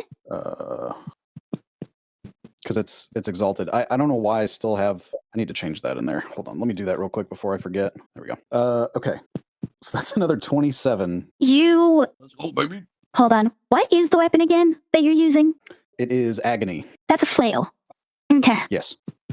So as you slam into the side of this, it seems to almost just like snap, as if like there were bones in there to be snapped, and just falls over slumped on itself. The top of it coming down and reaching to the ground as it just stops moving completely afterwards. He looks down at it and then looks at the other plants. Plants, quotation fingers. And that's my turn. All right. That brings it to the torment plants. So the 2 that you hit, Wrath, seem to fully finish animating, but they do nothing. They don't move. It takes their turn just to animate up. Whereas the bush that has you currently is going to just try to keep beating on you with its vines, with no concern for the fact that it is floating. Would you stop it? Damn it! It fails to actually hit you, though, saying as it still needs a freaking critical hit. The other tree, which had flanking with you, is tall enough. It can attack you, though. So it is going to attempt to do so as well. 29 is going to be a miss on its first one. And 27 on the second one also does not hit. Rolling it back to the top of the turn order, Tempest. You see your beloved currently wrapped up and entangled in a plant that is floating in the air. Stop it! God damn it! Oh, God full damn it, velocity. Loch Ness I'm going Monster. at that with full aggression. All right. With full speed and aggression, I'm going to go at it with the thermal scythe with fire. All right, swing 2 hit. It's going to fly. Yep, that's right. You have advantage.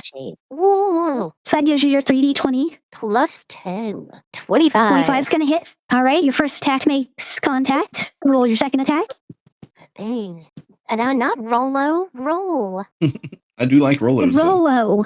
Those are good. So good. 23 on the other. That hits as well. So the damage type doesn't actually matter here. So roll your 12d6 plus 12 for the 2 attacks. 12. 6, what was it? Plus what? Plus 12. 56. Jesus. That's weak. Weak.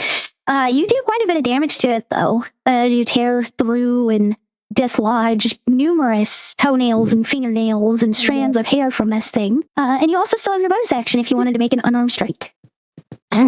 Absolutely.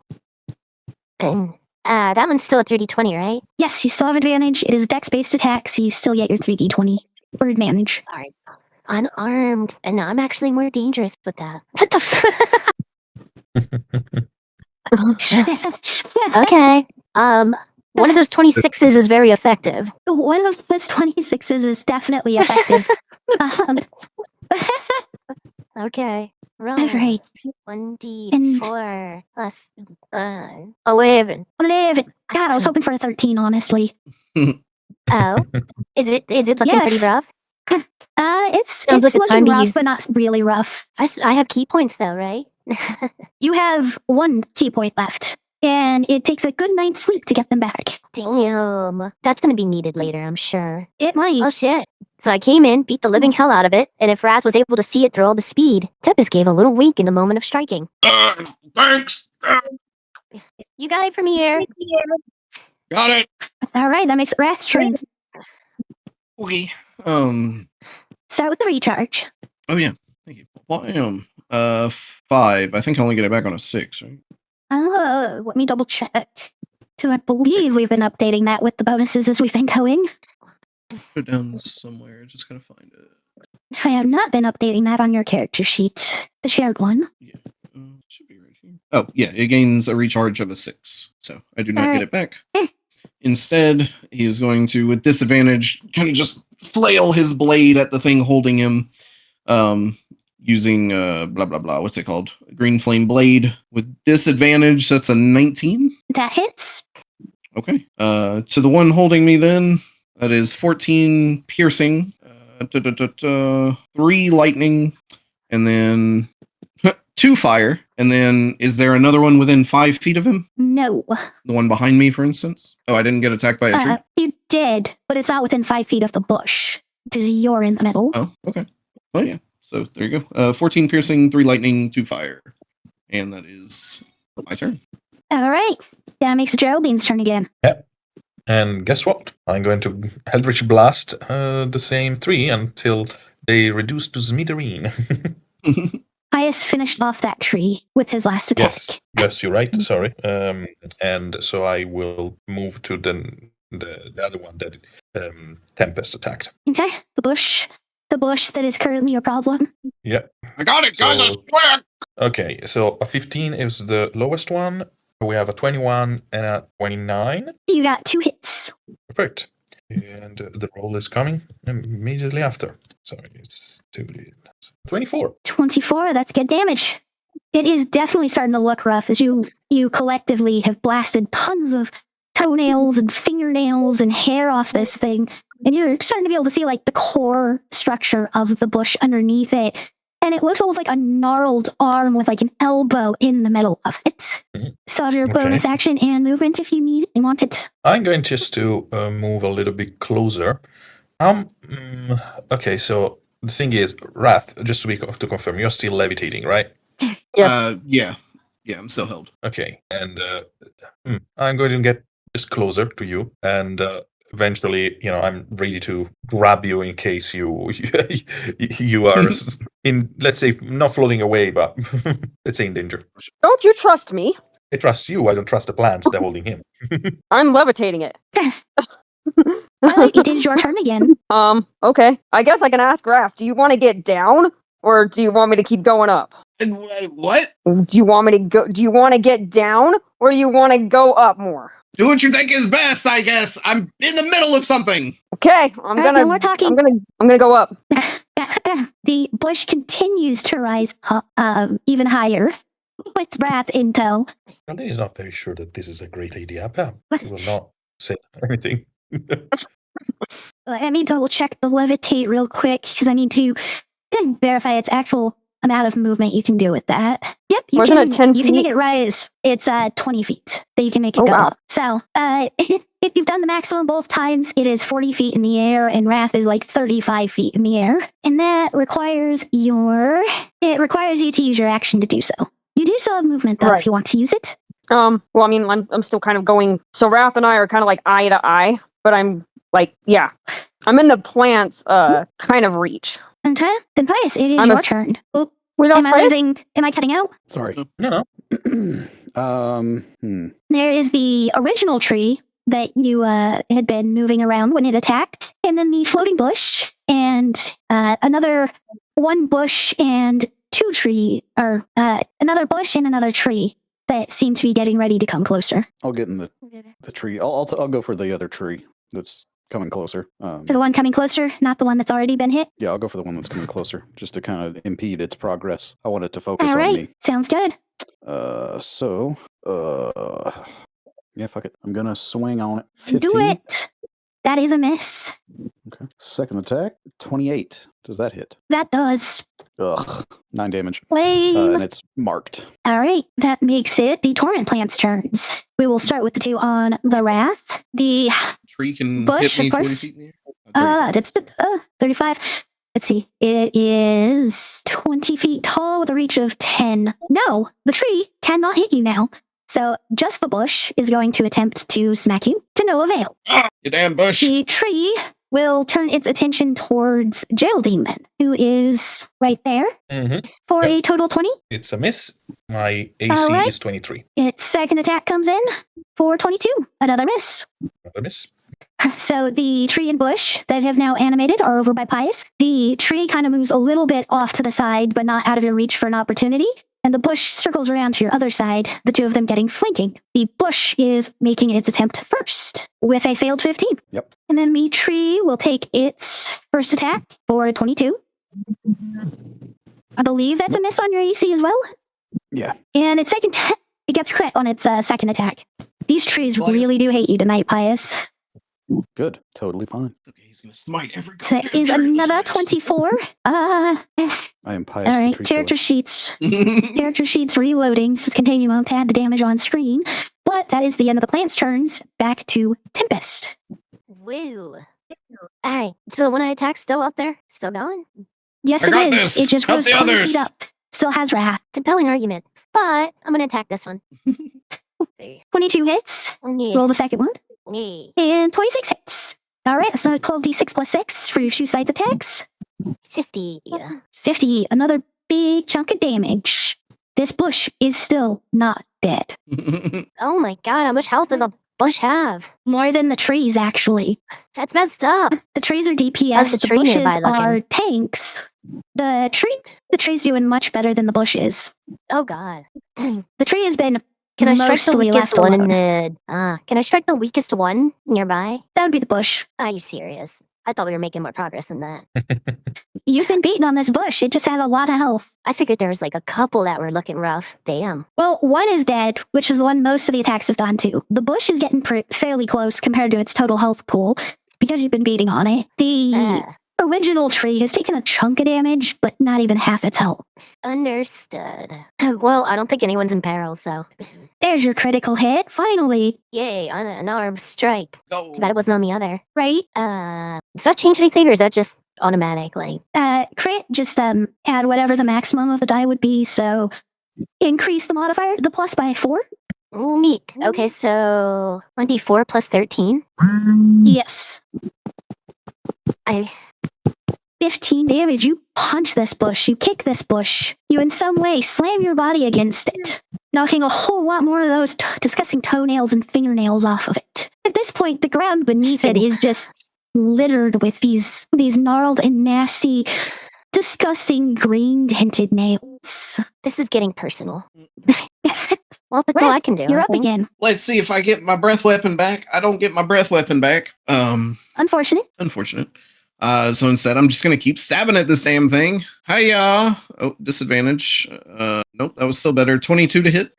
That's a hit. 16 piercing. Ooh, 12 lightning and 9 fire. At this point, what you're looking at is basically just, minus the hand at the end, an arm with that jacked up elbow in the middle and a bunch of, like, smaller, thinner limbs kind of coming off of it. Almost all of its leaves are gone. But it's still holding on, huh? It's still holding on. Okay, that's my turn. All right, Jolene, you're up. Actually, can I hold as my reaction my bonus action? Is that a thing? Probably not. No. Not by Ra, no. Okay.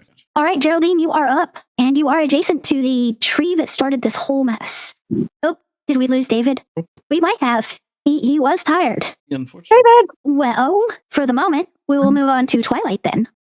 Okay. So the plant's still not giving up on Wrath, huh? No, it is still holding him.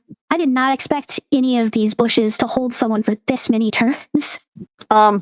I guess I can go up another 20 feet. Can I actually, while I'm levitating, can I actually cast Frostbite on it? Or is that no, you can do one or the other. One or the other, because Okay. they both require your action. Okay, yeah, let's go up more. All right, it is now 60 feet up in the air, and Wrath is 55. And I'm guessing you're going to move up that distance to keep next to it still? Mm-hmm. All right, Pius, you're up. Swing on the tree again. Swing, swing. Swing, swing. Nope. Nope, that is a miss. But that is a Bingo. crit. Okay. Bingo, bango, bongo. So, fuck's sake. Okay, 1d8. So that's... You got Plus 3d8 16. because your mark does 2d8, right? Oh, yeah, that's right. So that's 3d8. 3d8 plus... You have a plus 8. And then you have 3d8, so that is plus 32? 27. Well, it's 4 24. 8s. 4 8s. 24. Oh, 4. Yeah. 30. Yeah, 4 You're 8s. Good Because lord. modifiers the fourth 8. Okay. 49 damage. Damn, son! You smack the shit out of that tree. Fuck yeah. Whoosh. He swings it around like a nunchuck, but as a flail. Just dong. Bark to steal the All bark. right. Now, I saw Sweet Geraldine shit. lighting up. Do we have David back? No, I think he might have fallen asleep. All right. No bonus action out of Pius still, I'm guessing. Yeah, that's all I got. All right. So we'll start with the tree that is on Geraldine. It's 2 attacks, both miss. Then the bush that's on Wrath still misses.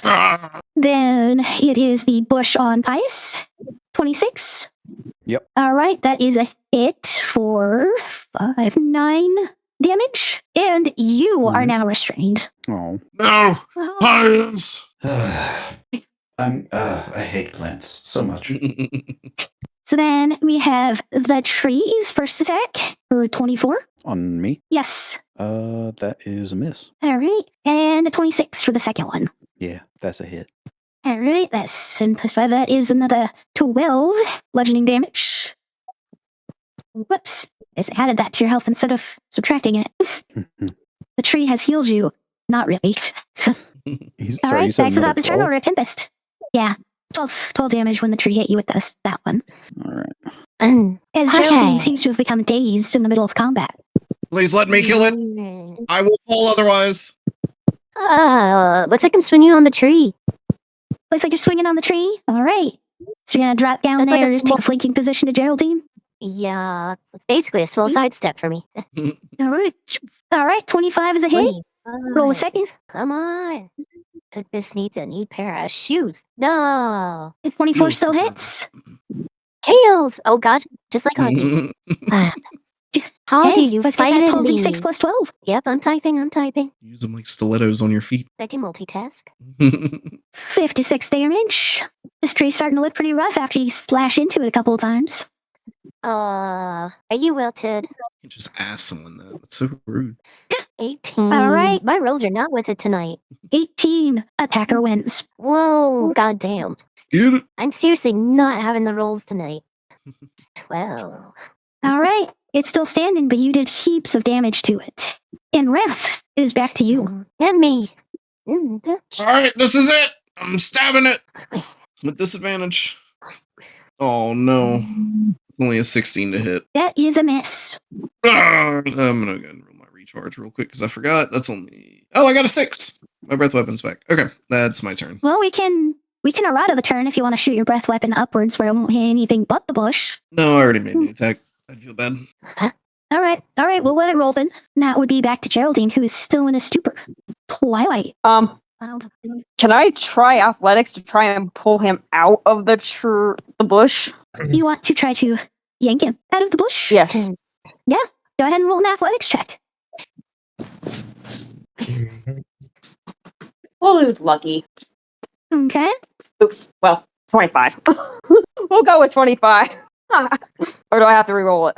I know. Now that works. 25 works on that. As you do manage to yank Wrath out of the bush. Oh shit! And so levitates off then, right? Off the bush? No, it's still there.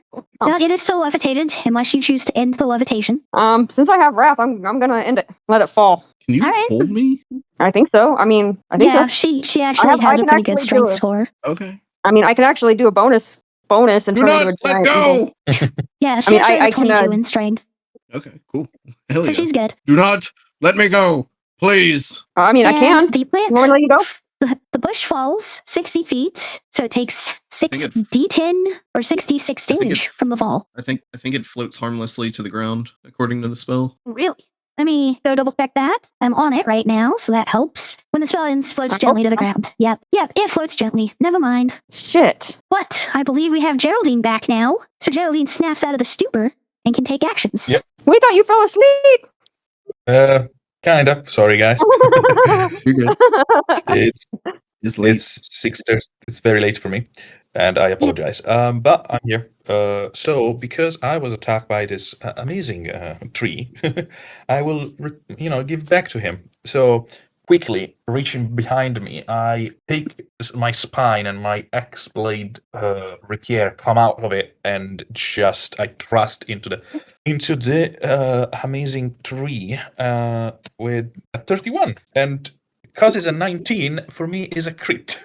Let's go. All right. Yeah, back for blood. Literally. Hell yeah. And you know what? Why don't we use my bonus action to put my smite into this and have my full blunt of damage? So give me a second, guys, because it's a long formula. Hell yeah. It's 1d8 plus 5, 6. Okay. Does I need to consider necrotic damage on the side for those, or are they effective on No. those creatures? No, you're good. Okay. And Eldritch Smite, just double checking everything. I think I did some good damage there. Yes. Hell yeah. In a one swift move, Ow. Geraldine literally explode all her and dark energy into this thing. Just to divide it for you, is my rapier plus 3 damage for necrotic, plus the 3d6s of my sneak attack, and the 6d8 of force blast, plus of course the crit. Yep. Go ahead and describe how this tree exploded. It disappears. Yes. So pretty much what happened there is, like, out of my stupor for a second, I was not expecting these things to attack me. I just take out my rapier from my back of my spine and I thrust into it. And the strength of the thrust is so potent that almost like I take out a big rounded chunk of this tree that explode from there onward and snap in half, pretty much, dropping in 2 big chunks in front, left and right. Damn. All right. Tempest, the tree that you had just been slashing on just sliced clean open. Nice. Alright, who's next? Pius is And, next. Geraldine yeah. But Geraldine, you still have your movement and bonus action if you want to use them. No, my bonus action was the putting the smite into this. So I'm done. I just turn and look around for the next enemy. All right. Then that does make it Pius's turn now. So what enemies are left? There is the bush that has you entangled, and the tree next to you, and the bush that is harmlessly floating down to the ground that had Wrath for so long. Okay. I'm going to cast some good shit. Give me a second. What is that called? I forget what it's called. Hold on just a minute. So many goddamn spells. So many. There it is. Okay. His lights are going to glow almost a lighter blue as he casts Spirit Shroud with cold damage. So anything within 10 feet of me takes an extra d8 cold damage. All right. And it's any creature that starts its turn within 10 feet of me has, while the spell's active, has its speed reduced by 10. So with that, I think since I'm restrained, I have disadvantage on attacks, right? Correct. Okay. First attack on the bush. That's a 15. That's a miss. God damn. Second attack on the bush. That's a nat 1. I didn't hit shit. No, you did not. You very much did not hit anything with that one. As you tried to move your arm, but it just had it too tight and you couldn't even pull it back to try swinging. God damn it. Okay, well, that's it then. All right. Makes it the bush's turn as you bias. 24? Nope. That tree's first attack on you is going to be a miss at a 21? Yep. And the second attack from the tree is a 24 as well. So they fail all those attacks as the other bush is basically spending its turn getting its bearings as it finishes floating to the ground. Back to the top. Tempest, you're up. Right, next target. So there's still that bush, the Hadrath, of course. It's now confused as it gets back to the ground. And the one that has Pius, of course, in the tree next to him. Wow. Yeah. Sorry, I was going back to the bush. Mhm. Ew, come on. That's still a hit. Roll the damage on this one before rolling the second attack, though. Roll the damage. Okay, 1 second. It is possible this Come on, attack Albert. won't finish it, but very unlikely. 66 plus 6. Indeed. 6, Yep. 6, 6. Helpful. 25. You're good as you cleave it open. It is done, and you can move on to another target. Tired of waiting. Jump to the next one. Next week is on. You would say the tree next to Pius is the one that's closer to dead. Okay. And positioned with an advantage. Yep. And this potentially resets my attacks, right? No, this Crit. is just your second attack from the Aw. extra attack. But that is a critical hit. So that is 66 plus. You have 42 plus 42. Wow. Weak. But 59. Yep, you blasted it hard, but this tree is not done yet. Bonus action Fucking time. hit me, you bastard. Face me. 26. 26 hits. Yeah. 10 more damage. Does not take it down. You're just a bitch. You are shit. Hit me already. Come on. My turn to wrap up with me yelling at it. All right, Wrath, you're up. Where are the enemies in relation to where I am clinging to Twilight? They are to your to the west from you, but they are only like 10, 15-ish feet, 15, 20. My bad. To the side? No, I would be right. 10, 15. And you can't delay your initiative. Like, I can't hold my turn to go after something else, right? Just an action? You can hold your entire turn or hold an action. Okay.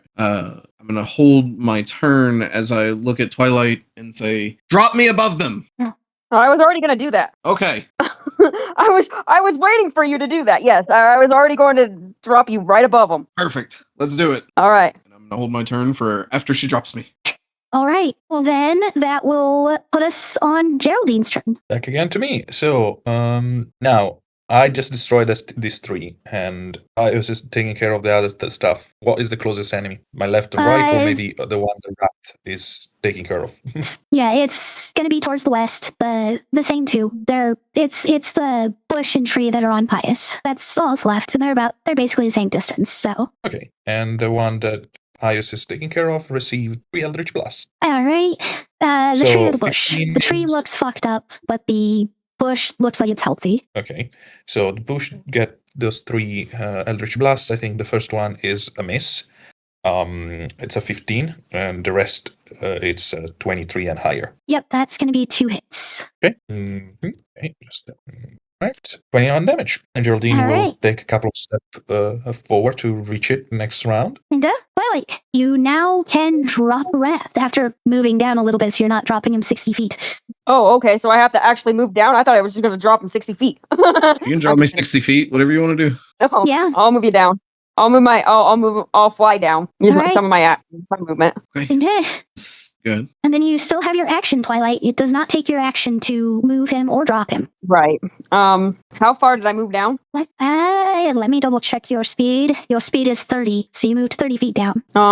Okay, let's see. Because am I close to anything? Am I close to a tree? Yeah, you're not close enough to hit with a melee attack, but you are capable of casting like a spell or something. You're more than close enough for that. Perfect. Let's do the infestation. Okay. Because I think that's a cantrip, or is that a spell? I think it's a cantrip. It's a cantrip. Are you Yeah, let's casting it do on that. the tree or the Infestation. bush? The tree. Okay. It fails. Roll your 3d6. 9 damage. All right. After you've hit it for the 9 damage, these biting, nasty little things, they Tim. The tree then proceeds to try moving towards the west as much as it can, no longer flanking Pius with the bush at the moment. And Rat, your full turn kicks in as you are dropping 30 feet. Did it move away from where I was falling? Yes, Okay. but you're still coming down in a way that you can hit the bush. How far away is it? Like, because it's 20 feet tall. So, like, how far would it be once I'm level with a portion of it? How far away does it get? 20 feet. 20 feet. Nope. Damn. Okay. Okay. I'm going to fall until I'm within 30 feet of. How do I put this? I'd like to be 10 feet away from the tree in a direction away from my friends, if that makes any sense. Okay. And I can teleport up to 30 feet. All right.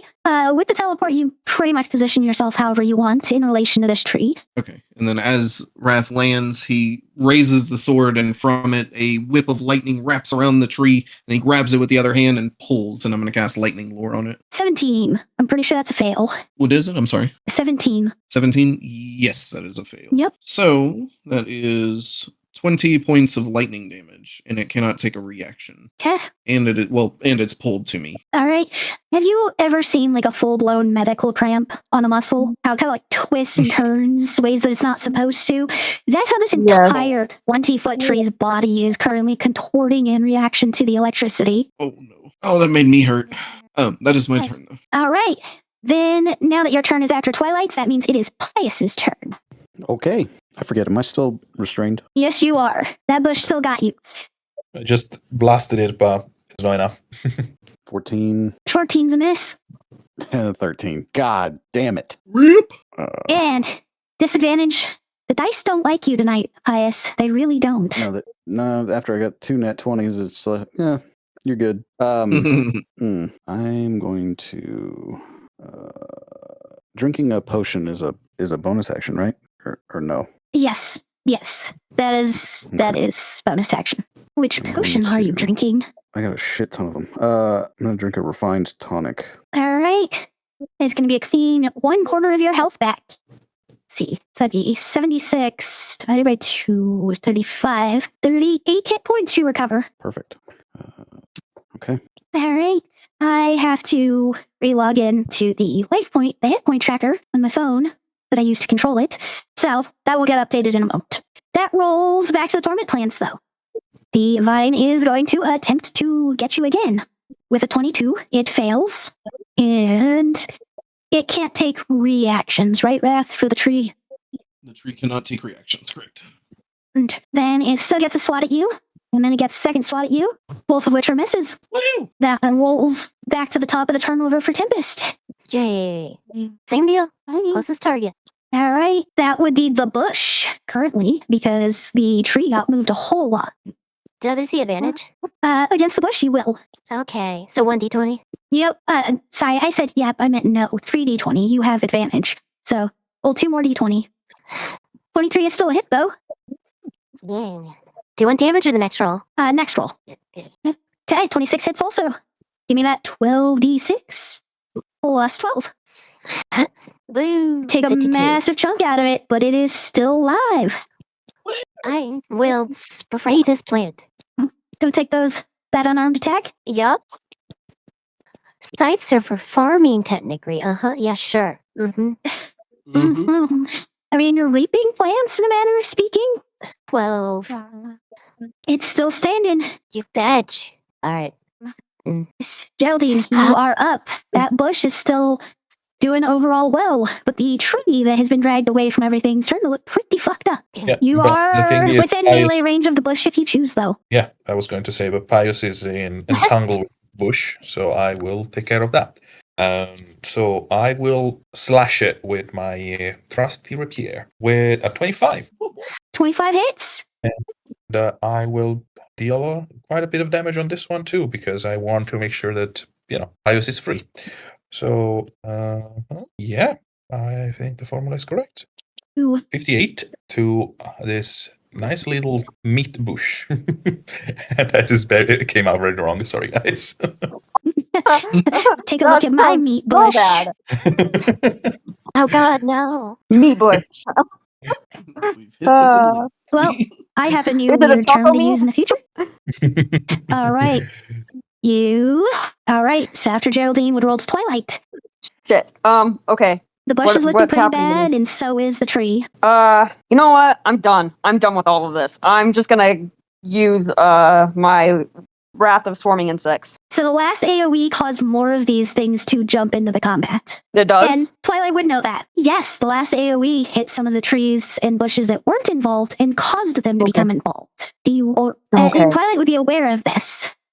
AoEs sure. are potentially a problem because they can bring more enemies. Okay. Let's do frostbite on the tree. Frostbite on the tree. It wins its con save. It rolls it very badly because it doesn't know how to type. It is just a dumb tree. It fails. Roll your damage. What's the damage? My phone just died. Let's see. And you get over to your spells. I can't remember if frostbite is D6 or D8. Give me a second. See, It's going slow. Do frostbite. 3d6. I think it's 3d6 is on the tree or the bush. the tree. All right. We both got 14s. How cute. Wait, hold on. Sorry, my brain lagged. I lost it. Tree or bush again? Which one? Tree. The tree. Okay. And isn't The it a tree 2d6? is still going. No, because we got that third up in cantrips, so it'd be 3d6 now. Okay, so change that 2 to a Raph, 6. The you're 3 up. then. Yep. Stab it! Not with Stab the disadvantage tree. this time. Correct. 28's a hit. That is a hit. 12 points of Whoop, nope, not D10s. 12 points of piercing, 10 points of fire, and 3 points of lightning damage. And then, hold on, I have to make sure I have a key point. I do. I'm going to try and punch it with my claws, like fingers out, bury my claws into All right. it. That's a 21 to hit. That hits. 8 points of slashing damage. So you do get a free unarmed strike each turn. I just realized you weren't using that this whole time. When you take the attack action, you can just take a bonus action to do the unarmed for free. But I was making sure I was holding my bonus for the I was making sure I was holding my bonus for my teleport just in case because I was floating so goddamn high. Second attack is a 25 to hit, and that is 9 more points of. All right, as you lay into this thing and its muscles are convulsing still from the electricity, and then another jolt of it, you see it contort in probably the most horrifying way you can imagine as it starts to spin and twist around itself, collapsing to the ground. That's my turn. All right, Ice, you're up. This bush is looking bad. It's all that's left. Time for bush. Time for bush. And you get a regular attack now because you have the flanking advantage to balance out that disadvantage. Let's go. 20. That hits. Another 1 on the damage? Come on, dude. Another attack. No! 25. That's another hit. And it's marked now, right? Because you hit it? Yep. It's 3D. Let's go. 29. Whee! All right. Describe how this last attack of the combat goes down. Pius flexes his non-existent muscles and breaks out of the grip, and then he goes office space on this fucking bush and just pummels it into the fucking ground with agony until it is unrecognizable as a living being. The most horrifying part about the way this bush looks when you're done isn't, the contorted flesh, the lack of blood that should be there from a typical flesh creature, but the bones protruding from its body the way you broke it. Bones that a plant certainly should not have. Fucking plants. I don't think they're plants. Well, fuck them anyway. It's definitely not a plant now, even if it was before. Ugh, I'm gonna have to wash myself. I think I got some meat goo in my gears. You should probably do that after we go down the stairs, Rat says, pointing to where the stairs were uncovered. Right, yes, of course. All right. I'll just be that thinking is about it the where whole we are time. going to wrap up tonight. We will be back next week. As always, thank you for joining us. I love you. Bye-bye, Kupo.